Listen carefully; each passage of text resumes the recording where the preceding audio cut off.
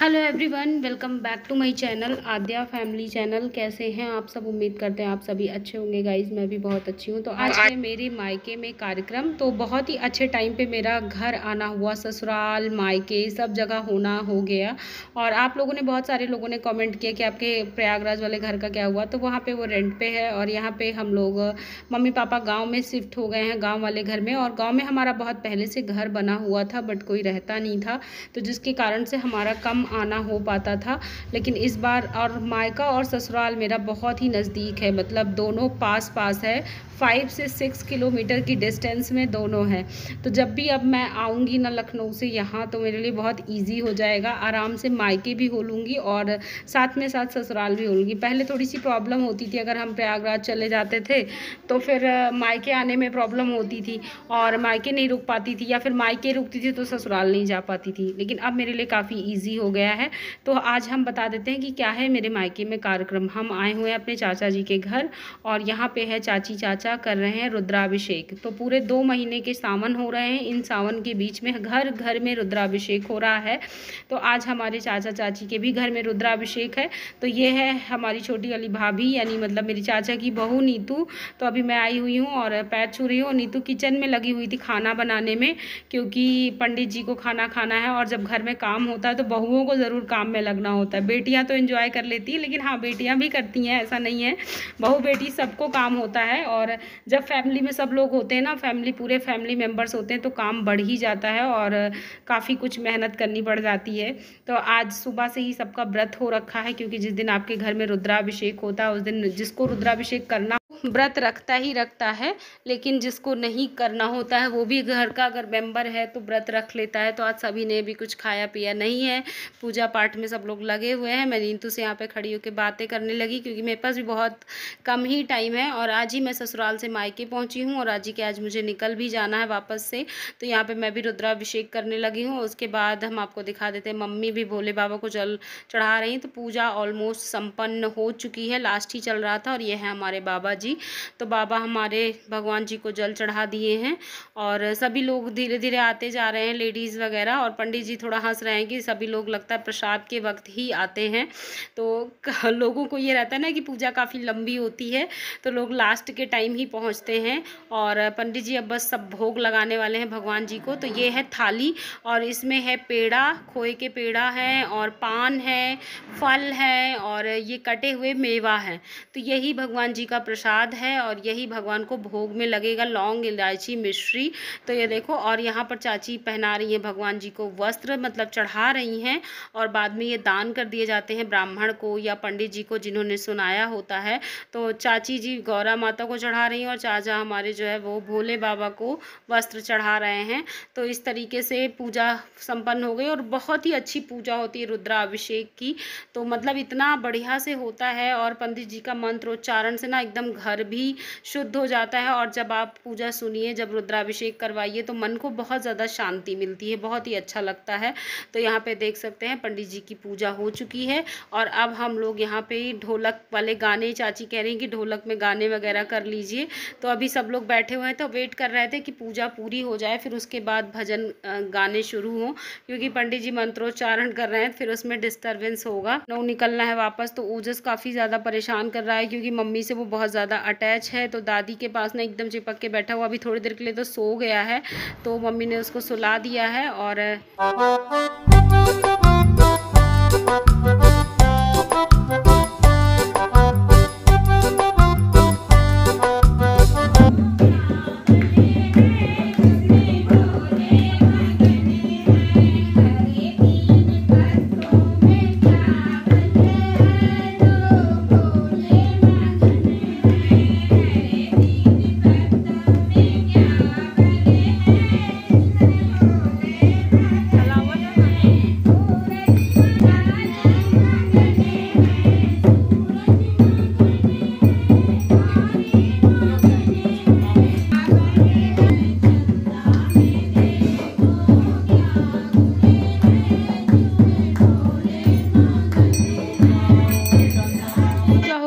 थोड़े से भजन वजन भी हो गए हैं और अब हम यहाँ पे आरती ले रहे हैं।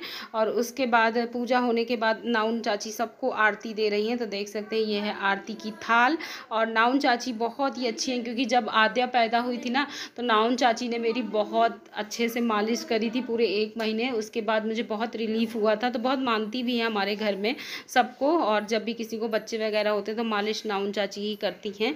और यहाँ पे देख सकते हैं लास्ट में पूजा की समाप्ति हो गई है और भगवान का आवाहन करने के बाद फिर उनका विसर्जन भी करना होता है। तो बस लास्ट ही चल रहा था और अब बारी आती है प्रसाद की।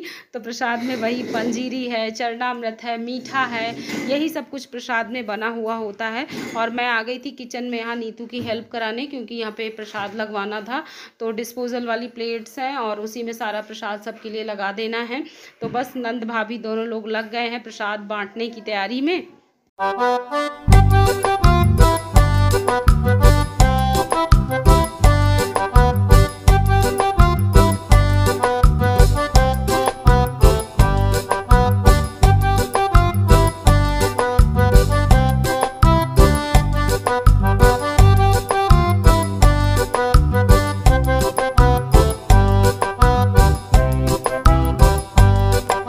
सबको अभी प्रसाद दे दिया है और अब हम खुद भी प्रसाद खा लेते हैं।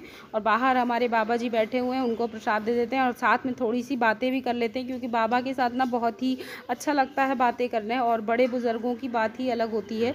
जिस घर में बड़े बुज़ुर्ग होते हैं ना, उसमें एक छत वाली फीलिंग आती है, जैसे एक अपने से ऊपर कोई है जो अपनी देख रेख करेगा। और यहाँ पे ममता बुआ सबको प्रसाद दे रही हैं।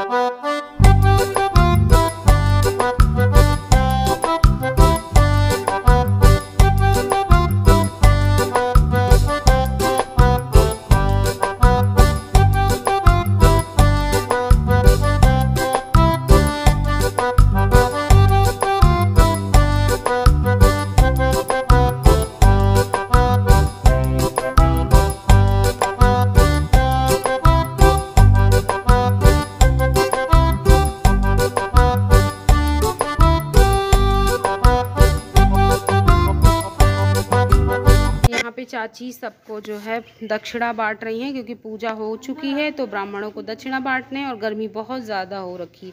तो यहाँ पे मेरे चाची का लड़का सबके बड़ों के आशीर्वाद ले रहा था, पैर छू रहा था। बाबा हमारे बैठे हुए हैं। तो बस हम लोग कुछ ऐसी बातें कर रहे थे कि आपस में दोनों बाबा और हम सभी लोग हंस रहे थे बैठ कर के।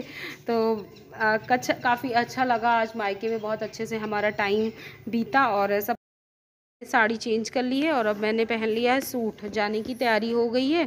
तो बच्चे यहाँ पे सारे रेडी हैं, अक्षत है, आद्या, और सारे इतने इमोशनल है। 2 दिनों के लिए ही घर आना हुआ है, लेकिन सब ऐसे इमोशनल रो रहे हैं कि जैसे लग रहा है कि इतने दिनों से आके यहाँ रह रहे हैं। ओजस तो काफ़ी परेशान हो रहा है और बहुत ज़्यादा परेशान होता है, मम्मी को बहुत प्यार करता है ना, तो इसके लिए ना बच्चे होते भी हैं, बच्चों का बड़ों का भी इमोशन वैसे ही होता है बच्चों के साथ। और ये देखो कितना ज़्यादा रो रहे हैं, मम्मी भी रो रही हैं, ओजस भी रो रहे हैं और पकड़ के बैठे हुए हैं कि नहीं जाना है इनको। तो बस यही सब चल रहा है और फाइनली ऐसा करते करते हम लोग निकल लिए हैं और बैठ लिए हैं कार में। रास्ते में हम लोग शुरू हो गया हमारा सफ़र और ओजस का रोना अभी भी नहीं रुक रहा है। तो अब देखते हैं कब तक रोते हैं, लेकिन अभी इनको हम लोग दूसरी चीज़ों में उलझा देंगे तो ये थोड़े से शांत हो जाएंगे।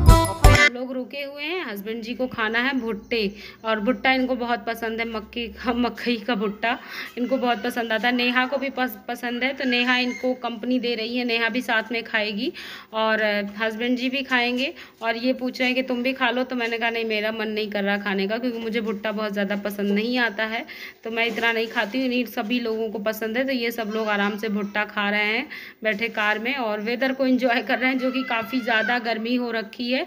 तो चलिए फिर इस वीडियो का यहीं पर पर मैं एंड करती हूँ। और पसंद आया हो तो एक लाइक कर दीजिएगा, न्यू है अगर मेरे चैनल पे तो सब्सक्राइब करिएगा, साथ में बेल आइकन प्रेस करेंगे तो आपको मेरे सारे वीडियो की नोटिफिकेशन मिलेगी। तो मैं मिलती हूँ अपने नेक्स्ट ब्लॉग में, तब तक के लिए bye bye and thanks for watching guys Aadya family channel. Bye, take care, मिलते हैं एक अच्छे से ब्लॉग के साथ। Bye bye.